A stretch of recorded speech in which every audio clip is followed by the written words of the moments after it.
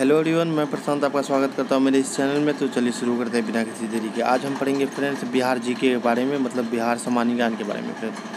तो चलिए कुछ इंपॉर्टेंट पक्ष हैं यहाँ पे, हम उनके बारे में हम देखते हैं फ्रेंड्स। तो सबसे पहले हम जानेंगे बिहार के परिचय के बारे में फ्रेंड्स। तो यहाँ पर आप देख सकते हैं फ्रेंड्स लिखा गया है परिचय। तो परिचय में यहाँ पर आप देख सकते हैं फ्रेंड लिखा गया है शासकीय नाम। तो शासकीय नाम बिहार का क्या है? तो वह है बिहार। तो मतलब कि बिहार राज्य का नाम बिहार है। फिर उसकी स्थापना कब हुई थी, चलिए उनके बारे में देखते हैं। तो यहाँ पर स्थापना के बारे में आप देख सकते हैं फ्रेंड लिखा गया है। तो यहाँ पर स्थापना के बारे में आप देख सकते हैं लिखा गया है। तो इसका जो स्थापना दिवस है वो है 1 अप्रैल 1912।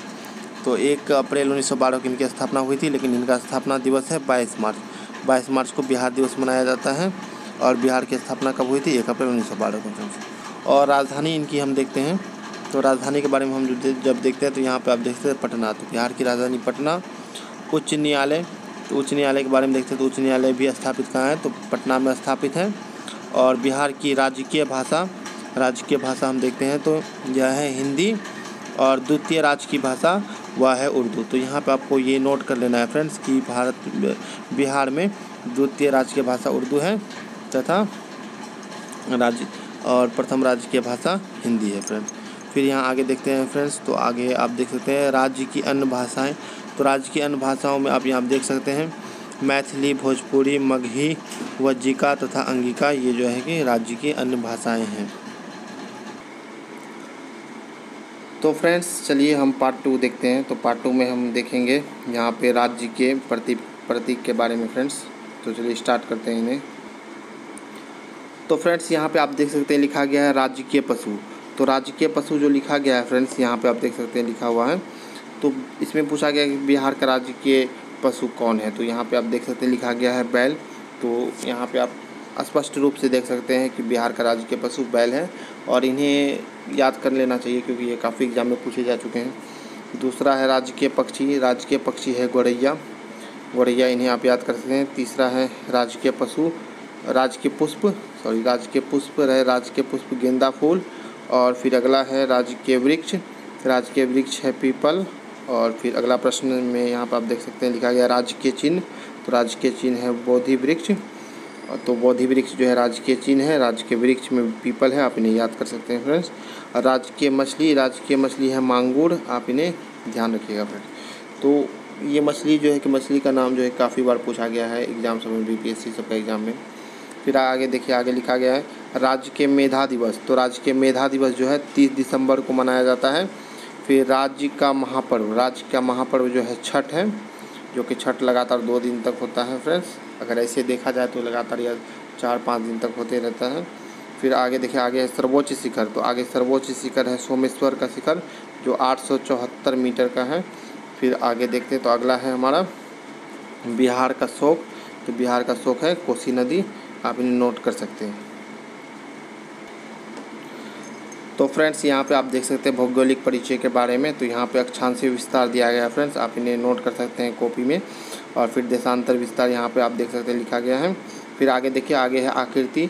तो आकृति है इनका आयताकार आकृति है फ्रेंड्स। तो बिहार का नक्शा जो कि अभी आपके स्क्रीन पर आ रहा है फ्रेंड्स, आप देख सकते हैं कि बिहार का नक्शा किस तरह से है।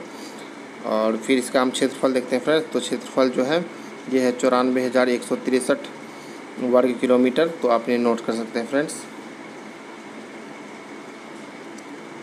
तो फ्रेंड्स यहाँ पे आप देख सकते हैं लंबाई के बारे में लिखा गया है फ्रेंड्स। उत्तर से दक्षिण की जो लंबाई है बिहार की वह है 345 किलोमीटर है उत्तर से दक्षिण की लंबाई।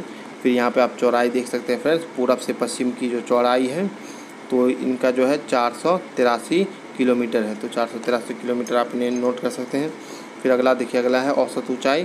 तो औसत ऊंचाई जो है वह है 52.73 मीटर, आपने नोट कर सकते हैं। सीमाएं इनकी जो बॉर्डर है वो देखिए आप यहाँ देख सकते हैं, उत्तर में नेपाल, दक्षिण में झारखंड, पूरब में पश्चिम बंगाल तथा पश्चिम में यूपी। तो आपने नोट कर सकते हैं फ्रेंड्स। फिर आगे देखिए, तो आगे लिखा गया जलवायु के बारे में। तो जलवायु है इनकी मानसूनी। फिर औसत वर्षा देख सकते हैं, औसत वर्षा है 112 सेंटीमीटर। कुल वन क्षेत्र है फ्रेंड्स 7,288 वर्ग किलोमीटर, आप इन्हें नोट कर सकते हैं।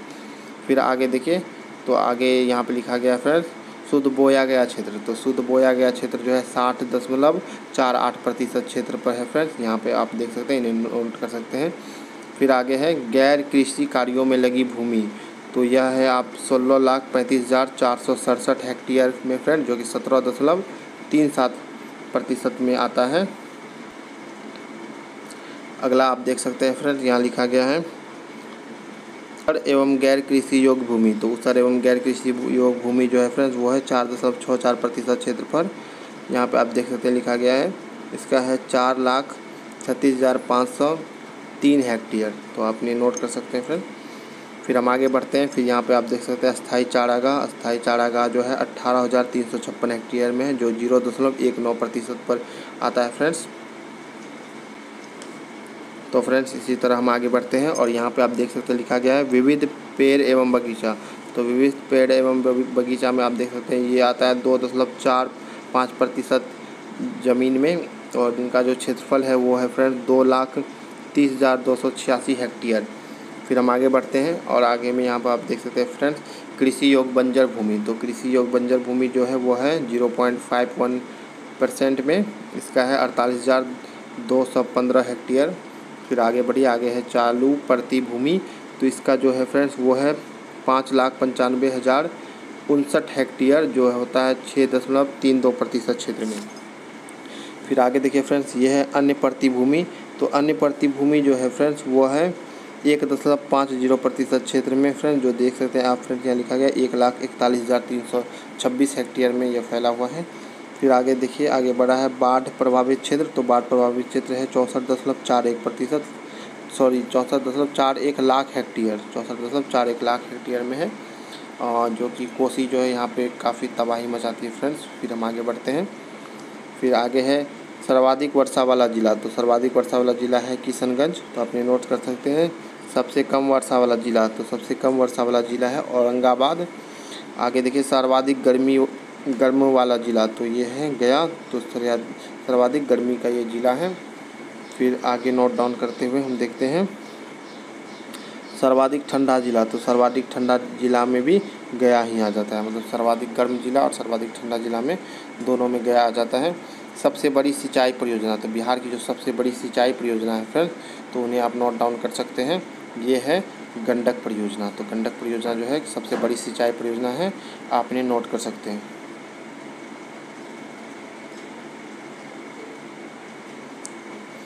तो फ्रेंड्स आगे बढ़ते हैं हम वीडियो में और हम देखेंगे अभी राजनीतिक परिचय के बारे में, बिहार का क्या राजनीतिक स्थिति है उनके बारे में हम देखेंगे फ्रेंड्स।